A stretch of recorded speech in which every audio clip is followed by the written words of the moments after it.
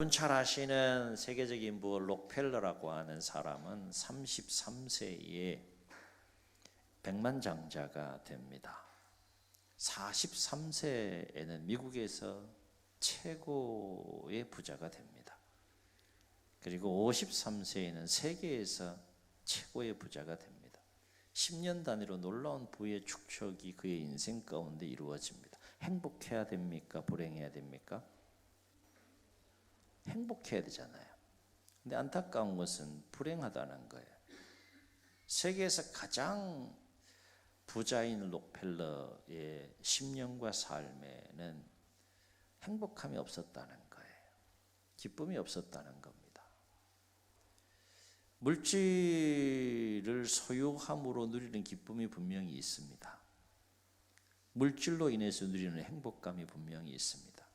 그러나 우리가 세계에서 가장 큰 부자가 되어보진 않았지만 그 삶의 레벨에 우리가 올려져 있지는 않지만 이러한 록펠러의 인생을 통해서 놓고 보면 물질이 우리의 인생에 주는 기쁨과 즐거움에는 분명한 한계가 있다. 이거는 록펠러의 이야기이기도 하지만 솔로몬의 이야기이기도 합니다. 그래서 돈을 벌려고 하는 욕심과 돈을 지키려고 하는 염려가 계속해서 록펠러의 마음속의 역사에서 이 걱정이 많아짐으로 말미암아 위장병이 생기기 시작했다고 해요.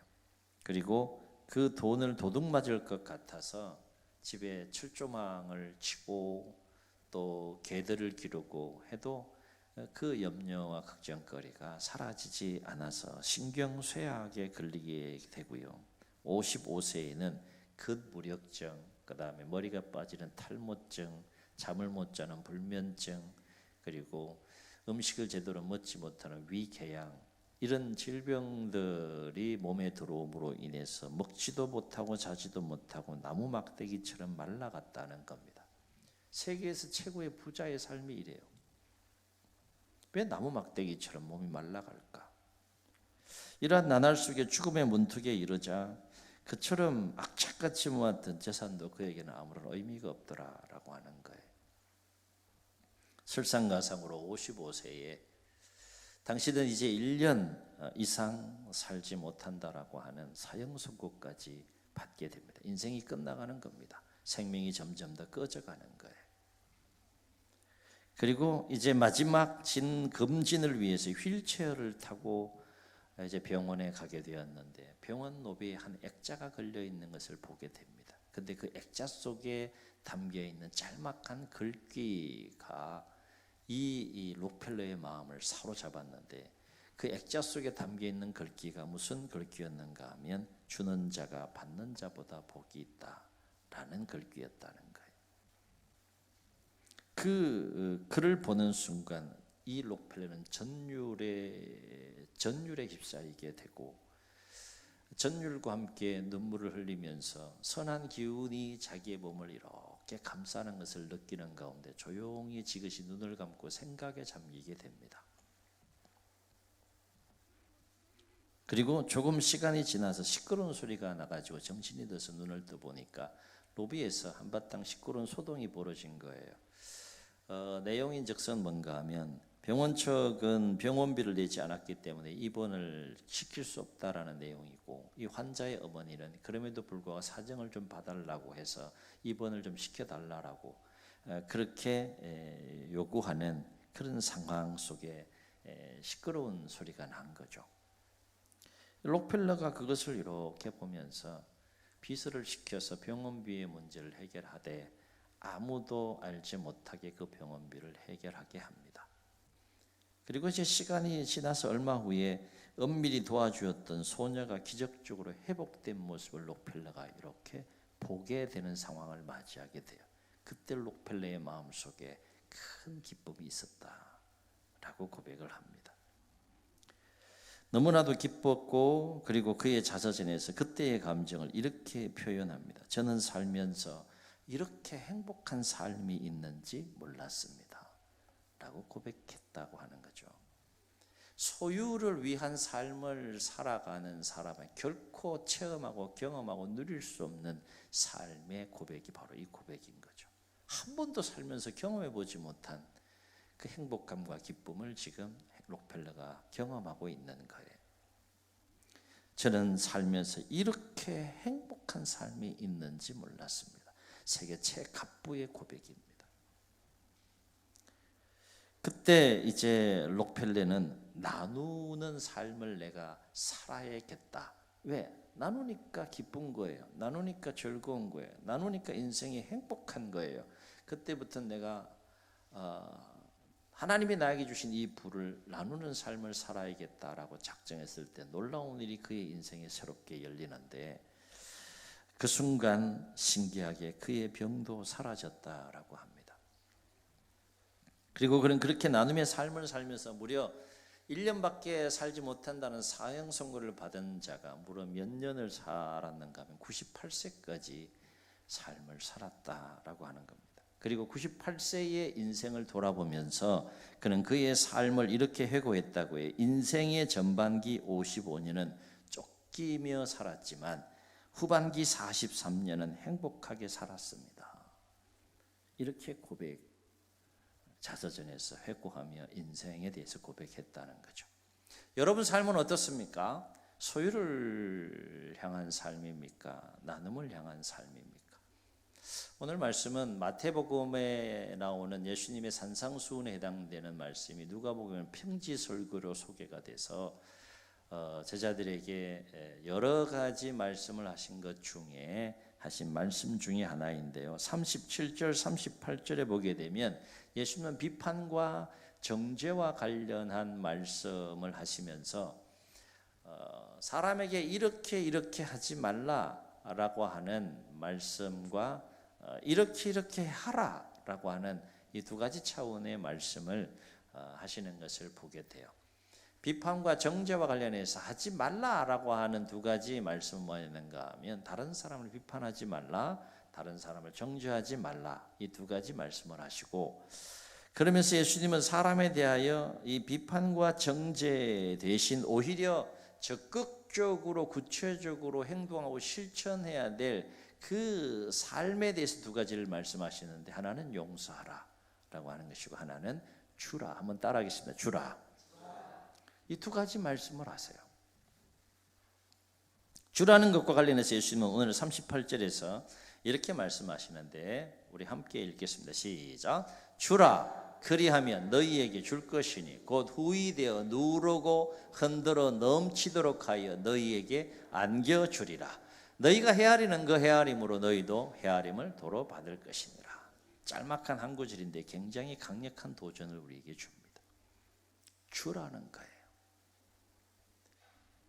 분량에 대한 제한이 없습니다. 대상에 대한 제한이 없습니다. 주라는 겁니다.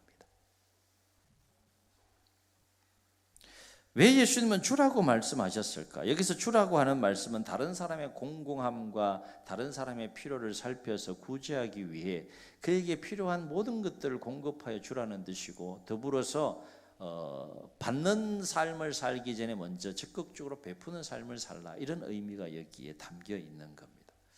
그럼 예수님은 왜 주라고 말씀하셨을까? 오늘 말씀에서는 구체적인 표현이 나오진 않지만 예수님께서 주라고 말씀하신 본질적인 이유 중에 첫 번째 이유는 소유를 포함하여서 하나님께서 우리에게 주신 복을 이웃들과 함께 나누는 삶, 그것이 하나님께서 가장 기뻐하시는 삶 중에 하나이고, 그 주는 삶이 바로 하나님의 백성들을 향한 하나님의 뜻이다. 아멘. 마가복음 12장을 보면 한 율법사가 예수님께 질문을 해요. 구약에 많은 율법과 계명이 있는데 613개의 계명을 주셨죠. 그 중에 최고 으뜸이 되는 계명이 무엇이냐라고 예수님께 질문을 했을 때 예수님께서 답변하신 내용이 마가복음 12장 29절로 31절에 나옵니다. 우리 화면을 보시고 한번 읽습니다. 시작. 예수께서 대답하시되 첫째는 이것이니 이스라엘아 들어라. 주 곧 우리 하나님은 유일한 주시라. 내 마음을 다하고 목숨을 다하고 뜻을 다하고 힘을 다하여 주 너의 하나님을 사랑하라 하신 것이요, 둘째는 이것이니 내 이웃을 내 자신과 같이 사랑하라 하신 것이라. 이보다 더 큰 계명이 없느니라. 구약의 모세 오경을 통한 613개의 계명을 주셨는데 그것을 요약하면 10가지 계명이 되고 10가지 계명을 다시 둘로 예수님께서 정확하게 지금 요약해 주고 있는데 하나님께서 가장 중요하게 여기시는 계명이 뭐라는 거예요?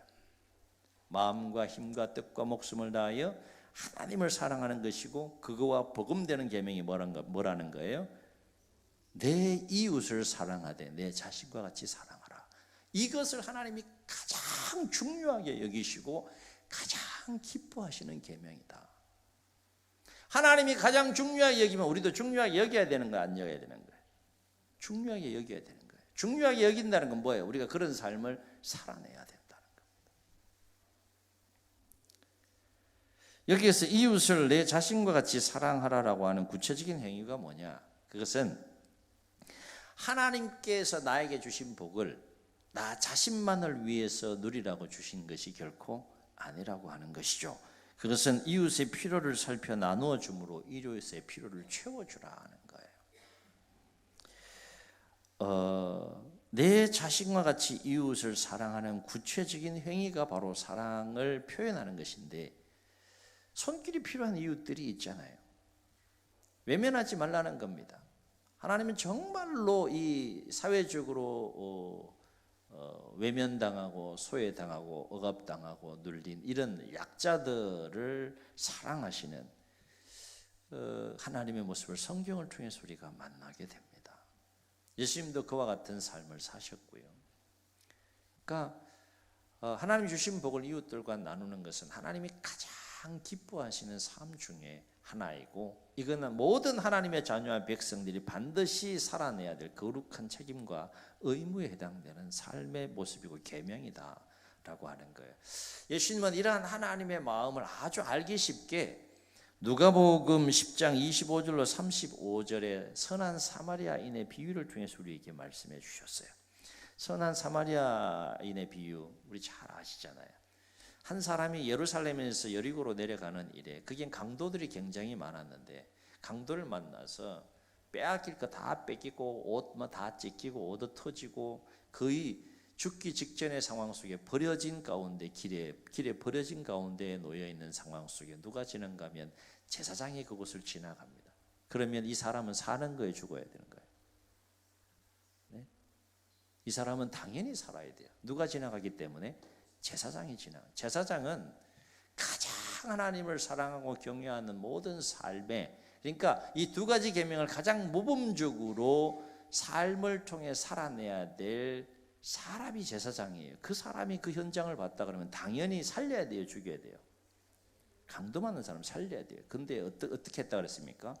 나도 죽을까 봐 두려워서 도망갔다 그랬어요. 이게 경건이냐?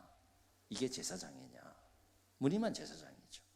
무늬만 그리스도인이고 무늬만 하나님의 자녀이고 무늬만 하나님의 백성인 거예요. 두 번째 누가 지나갔다 그랬습니까? 레위인이 지나갔대요. 살아야 돼요, 죽어야 돼요? 살아야 됩니다. 제사장을 도와서 거룩한 하나님의 일을 감당해 가야 하면서 동일하게 이 두 가지 계명을 가장 모범적으로 살아내야 될 사람이 레위인입니다. 근데 동일한 마음으로 자기도 강도 만나 죽을까 봐 도망갔다고 했어요. 또 한 사람이 지나가는데 이 사람은 어떤 사람인가 하면 유대인들이 개 취급하는 사람이에요. 사람 취급하지 않는 사마리아인이 지나갑니다. 이 사마리아인이 어떻게 했다고 했습니까? 강도 만난 사람의 그 상황을 보고 필요한 모든 것들을 최선을 다해서 공급하는 모습을 보게 돼요. 이 비유를 지금 내 이웃이 누구입니까? 라고 질문하고 있는 한 율법사에게 들려주시면서 예수님께서 그 율법사에게 이렇게 반문하며 질문합니다. 네가 생각하기에는 이 세 사람 중에 누가 강도 만난 자의 진정한 이웃이냐? 이렇게 질문해요. 자, 그럼 어떻게 대답해야 됩니까? 어떻게 대답해야 돼요? 사마리아인입니다. 이렇게 대답해야 되잖아요. 자존심이 상하니까 쪽팔리니까 뭐라고 대답했는가 하면 자비를 베푼 자니이다 이렇게 대답해요. 자기들이 개 취급하는 사람이 진정한 사람의 노릇을 한 겁니다. 여하튼 무슨 말씀일까요? 누가 이 세 사람 중에 강도 만난 자의 진정한 이웃이냐라는 질문 속에 담겨 있는 의미는 뭡니까? 정말로 내 마음속에 하나님을 사랑하고 하나님을 경외하는 자라면 마땅히 하나님께 주신 복을 가지고 이웃의 필요를 살피고 나누는 삶을 살아야 한다. 살아도 되고 안 되고의 선택의 문제가 아니라 그건 당연한 삶이다. 하나님이 나에게 준 소유를 아낌없이 이웃들과 함께 나누는 삶을 살라, 그 얘기입니다. 머리로만, 마음으로만, 입술로만이 아니라 실질적으로 구체적으로 그 필요를 느낄 수 있는 차원에서 하나님 주신 복을 나누며 살라라고 하는 메시지가, 그래야 하나님께서 생각하는 진정한 이웃이다라고 하는 거예요. 그래야 너는 내가 너에게 준 복을 통하여 이웃에게 복의 근원이 되고 복의 통로가 되어서 내가 정말 가장 중요하게 여기는 계명 중에 내 이웃을 내 자신과 같이 사랑하는 삶을 사는 거야 라고 지금 예수님께서 말씀해 주고 있는 거죠.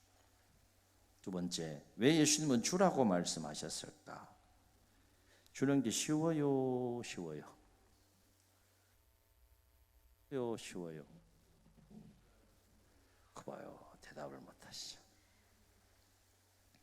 예수님께서 주라, 하나님 주신 복을 이웃과 나누라 라고 말씀하신 중요한 두 번째 이유를 오늘 말씀을 통해서 우리가 깨닫게 되는, 한번 따라 하시겠습니다. 주는 것이 받는 것보다 복이 없다. 복이 없다. 복이 많다. 주는 것이, 잘 생각해 보세요. 주는 것이 받는 것보다 복이 있다라고 예수님께서 말씀하시는 거예요. 복하면 우리는 받는 것이다 라고 하는 프레임 속에 갇혀 있잖아요. 복은 받는 거야. 근데 성경은 뭐라고 얘기합니까? 받는 것도 복이지만 주는 것도 복이다는 거예요. 역설의 진리가 여기에 담겨 있는 겁니다. 놀라운 진리예요. 아니, 마이너스인데? 나에게서 나가는 건데 그게 어디서 무슨 복이냐? 근데 성경은 그것이 복이라고 얘기를 해요. 받는 것도 복이지만 주는 것도 복이다라고 얘기를 해요. 근데 더 놀라운 사실은 뭔가 하면, 둘 중에 어느 것이 더 큰 복이냐? 어느 것이 더 큰 복이라고 얘기를 하고 있어요? 주는 것이 더 큰 복이라고 해요. 그러면 받는 복을 누리겠어요? 주는 복을 누리겠어요? 머리로는 동의가 되죠. 당연히 지혜로운 사람이라 그러면, 아니 받는 것도 복이고 주는 것도 복이라고 했을 때 주는 것이 더 큰 복이라 그러면 주는 복을 누리는 것이 더 지혜로운 삶인 거예요. 사도행전 20장 35절에 보면 사도 바울이 1차, 2차, 3차 전도 여행, 마지막 3차 전도 여행을 마무리해 가면서 예루살렘을 향하여 가는 길에 이제 2차 전도 여행을, 3차 전도 여행을 통하여서 에베소라고 하는 곳에서 두란노 소원을 세우고 그곳에서 복음을 전하고 하나님의 말씀을 전하여 제자들을 세우고 그곳에 이제 에베소 교회 장로님들을 세웠는데, 돌아가는 길이 지금 시간이 촉박하고 상황이 여의치가 않아서 에베소까지는 갈 수는 없고 에베소 근처에 밀레도라고 하는 곳에 에베소 교회 장로들을 초청을 합니다. 그곳에서 눈물의 그 눈물로 고별하는 장면이 사도행전 20장에 나옵니다. 거기에서 몇 가지 권면의 말을 사도 바울이 에베소 교회 장로들에게 하는데, 35절에 보면 이런 권면을 해요. 35절을 한번 함께 읽겠습니다. 시작. 범사에 여러분에게 모본을 보여준 바와 같이 수고하여 약한 사람들을 돕고 또 주 예수께서 친히 말씀하신 바 주는 것이 받는 것보다 복이 있다 하심을 기억하여야 할지니라. 바울이 지금 내가 너희들에게 내가 스스로 수고하여서 주는 것보다 받는 것보다 주는 것이 복이 있다라고 하는 이 삶을 보여줌으로 선한 영향력을 미쳤던 것처럼, 예수님께서 하신 이 말씀, 주는 것이 받는 것보다 복이 있다는 이 말씀을 마음에 잘 새기고 받는 삶이 아니라 주는 삶을 통하여 지도자로서 선한 영향력을 미치라, 이런 권면의 얘기를 하는 내용입니다. 그러니까 예수님도 무슨 말씀을 하신 거예요? 받는 것도 복이고 주는 것도 복이지만 주는 것이 더 큰 복이다 라고 예수님이 말씀하셨다는 거예요. 그렇다면 왜 예수님은 주는 것이 받는 것보다 복이 있다 말씀하셨을까? 원리는 간단합니다. 받는 것은 받는 것으로 끝나지만 주는 것은 주는 것으로 끝나지 않고 더 많은 것을 받을 수 있기 때문이다는 거예요. 아멘. 희한하네, 그죠? 받아야지 더 많이 늘어나는 거 아니겠어요? 근데 줘야지 더 늘어난다는 거예요. 마이너스인데 플러스가 된다는 거예요. 이게 성경이 가르치는 복의 원리라는 겁니다. 예수님은 오늘 말씀 보면 복의 근원이 되시는 하나님께서 복을 주시는 원리에 대해서 말씀하시면서 38절에서 뭐라고 말씀해요? 주라 그래요. 그리고 그렇게 끝나지 않아요. 그 다음 뒷구절이 이어집니다. 그리하면 어떻게 하겠다는 거예요? 너희에게 줄 것이니 누가 주신다는 거예요?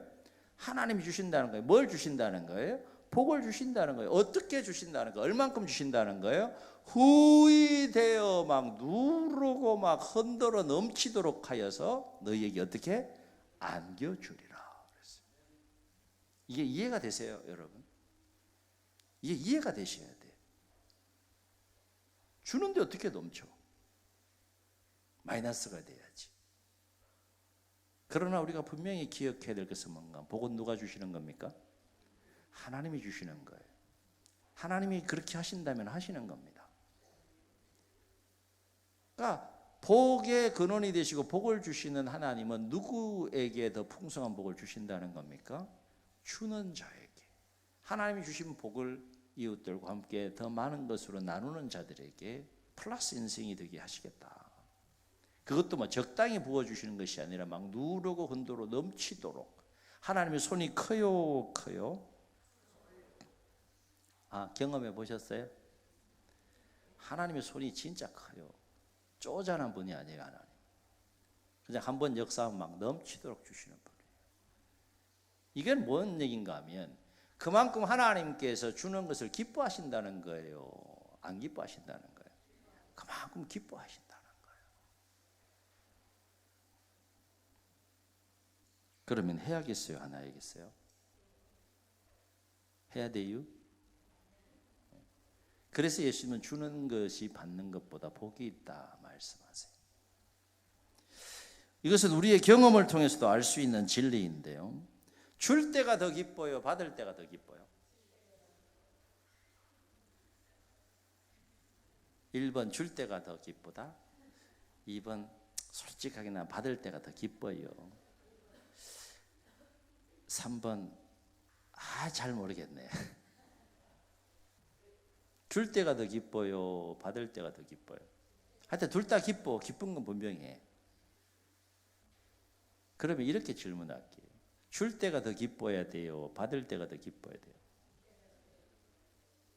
대답은 잘하세요. 줄 때가 더 기뻐야 된다. 그것이 하나님의 은혜이고 하나님의 역사인 거죠. 그래서 예수님은 주는 자가 받는 자보다 복이 있다 말씀하는 거예요. 받는 것이 더 기쁘다 그러면 예수님 이렇게 말씀하시면 거짓말하는 거지. 잘못하는 거죠. 주는 자의 기쁨, 받는 자의 기쁨 모두에게 기쁨이 있지만 주는 자의 기쁨이 더 크다. 경험할 수 있기를 주의 이름으로 축원합니다. 록펠러의 삶을 보세요. 끌어안으려고 했을 때에는 몸이 나무가락처럼 메말라 갔지만 그가 고백하잖아요. 전반기 55년은 쫓기는 삶을 살았지만 후반기 43년은 참으로 행복했습니다. 왜 행복했어요? 나누니까 행복한 거예요. 그러면서 예수님은 38절 하반절에서 뭐라고 말씀하셨는가 하면 중요한 말씀을 하세요. 뭐라고 말씀하세요? 너희가 헤아리는 그 헤아림으로 너희도 헤아림을 도로 받을 것이니라. 무슨 뜻일까요? 우리가 다른 사람에게 어떻게 해주느냐에 따라서 그대로 받을 것이다. 그대로 받는다는 것은 사람을 통해서도 그대로 받을 것이지만 하나님께서 그렇게 하시겠다. 달리 말하면 주는 것에 나누고 베푸는 것에 인색한 자는 그 삶이 인색해질 수밖에 없을 것이고 하나님 주신 복을 나누고 베푸는 일에 인색하지 않고 풍성하게 나누는 자들에게는 그 삶을 하나님께서 풍성하게 하실 것이다. 아멘. 그 말씀이에요. 하나님께서 그렇게 하시겠다는 거예요. 저는 여러분의 삶이 오늘 예수님께서 말씀하신 복의 원리를 따라서 더욱더 많은 복을 받으시고 받는 기쁨에만 취해 있지 마시고 받은 복을 더욱더 많은 이웃들과 함께 나눌 수 있는 주는 복, 주는 기쁨이 충만하게 임하시기를 주의 이름 축원합니다. 우리 교회는 어떤 교회가 돼야 될까? 그리요? 네? 더 많은 복을 구하세요. 전 새벽마다 구해요. 더 많은 복을 구하세요. 그거 자체가 나쁜 거 아니에요. 그러나 거기에 멈추면 안 돼요. 왜 구해야 되냐? 더 많은 것을 나누기 위해서 구하는 거예요.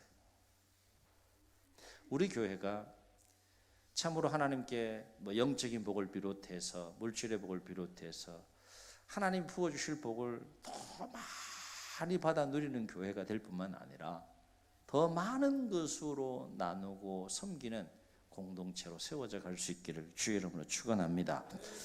저는 근본이 미얀마 선교를 준비하면서 이런 생각이 들었어요. 하나님 주신 마음이죠. 하나님께서 우리에게 주는 훈련을 시키는구나.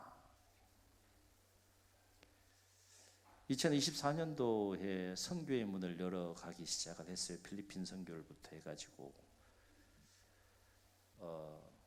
이제 미얀마 선교를 지금 앞두고 있는 이런 상황 속에 있는데 이렇게 기도하는 가운데 돌이켜 보니까 하나님께서 일하시는 것이 느껴지기 시작하고요. 하나님께서 여러분의 마음을 열어가시는 모습이 느끼기 시작하면서 어떤 마음을 주시는가 하면 하나님이 이제 주는 훈련을 시키는구나. 왜 훈련시키겠어요? 더 많이 주시겠다는 거예요. 왜 더 많이 주시겠다는 겁니까? 더 많이 나누라는 거예요. 아멘. 이런 마음을 어떻게 느낄 수 있는가 하면 미얀마 왁국교회를 후원할 그 내용 중에 하나가 이제 수건이었잖아요. 제가 50장 얘기를 했어요. 몇 장 여러분 섬겨주셨는가 하면 170장이 들어왔어요. 수건이니까 안 놀라시는구나. 수건은 단순히 수건이 아니에요. 여러분 마음이 그만큼 열렸다는 거예요. 놀라운 일입니다. 이런저런 이유와 상황들 때문에 미얀마 선교 일정에 내가 몸으로 참여할 수는 없어도 나도 참여하고 싶습니다 라고 하는 마음을 존중해 드리려고 미얀마 선교 헌금에 대한 부분에 일정 기간 정하고 여러분이 선교 헌금을 하셨잖아요. 이제 추후에 그 부분에 대해서 이제 구체적으로 또 함께 여러분에게 또 보고도 드리겠지만 생각했던 것보다 여러분들이 정말로 많이 섬겨주시고 헌신해 주셔서 넉넉하게 이번에 선교 현장에 가서 나눔을 해드리고 돌아올 수 있게 되었어요. 선교사님들의 왁국교회 선교사님 가정을 비롯해서 오지 선교사님들을 후원하는 일, 신학교의 신학생들을 더 많은 학생들에게 선교하는 일, 그 다음에 또 그들에게는 또 쌀이 지금 막 필요하니까 또 쌀로 섬기는 일, 또 의약품으로 섬기는 일, 이런 일들 넉넉하게 준비해서 가서 나눌 수 있을 만큼 여러분이 헌신해 주셨어요. 하나님이 주신 마음이라고 생각합니다. 훈련시키는 거죠. 여러분 손해봤다고 생각하십니까? 막 마음이 슬픕니까? 막 아깝습니까? 그런가 보다. 앞으로는 절대 하지 말아야겠네. 기쁘지 않습니까? 다 어떻게 뭐라고 설명할 수 없는 기쁨이 있지 않습니까? 마이너스인데, 주는 건데, 나누는 건데 희한하게 기뻐.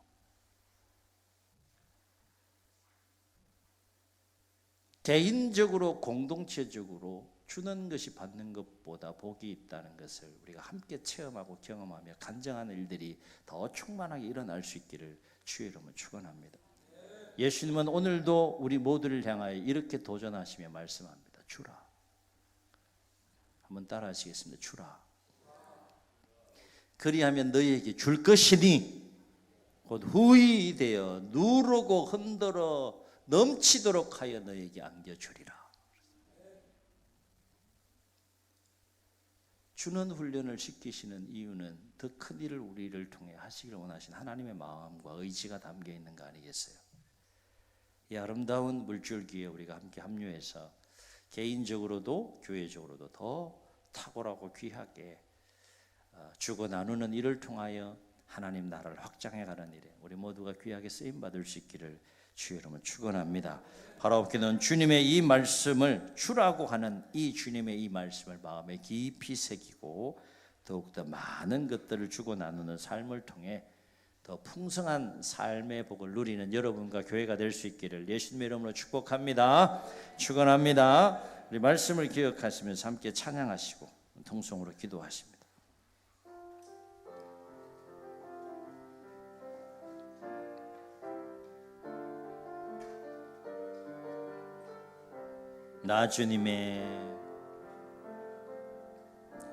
나 주님의 기쁨 되기 원하네. 내 마음을 새롭게 하소서. 새 부대가 되게 하여 주사. 주님의 빛 비추게 하소서. 아멘. 내가 원하는 한 가지 주님의 기쁨이 되는 것.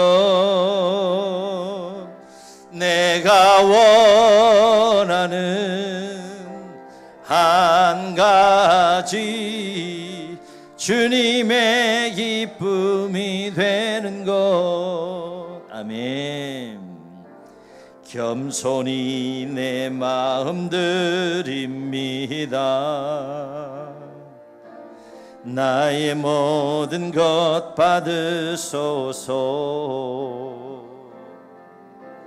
나의 맘 깨끗게 씻어주사. 주의 길로 행하게 하소서. 아멘. 내가 원하는 한 가지 주님의 기쁨이 되는 것. 내가 원하는 한 가지 주님의 기쁨이 되는 것. 주인 눈을 감으시고 우리 말씀을 기억하시면서 한번 통성으로 기도하시겠습니다. 하나님께서 우리에게 얼마나 많고 큰 복을 주셨습니까? 여전히 필요한 복도 있지만, 여전히 해결돼야 될 삶의 문제들도 있지만, 이미 부어주신 복이 얼마나 큽니까? 주님 말씀하십니다. 주라, 주라. 그리하면 너희에게 줄 것이니 곧 후히 되어 누르고 흔들어 넘치도록 하여 너희 안에 안겨주리라 말씀하십니다. 주는 것이 받는 것보다 복이 있다라고 했고, 하나님께 받은 복을 이웃들과 함께 나누는 삶을 하나님이 가장 기뻐하는 삶이라 했습니다. 그리 살아야 되지 않겠습니까? 개인적으로 우리 교회가 더 많은 복을 받아 누릴 뿐만 아니라 더 많은 것들을 나누는 복된 인생, 복된 교회가 되게 해달라고 주님 세 번 부르시고 통성으로 기도합니다. 주여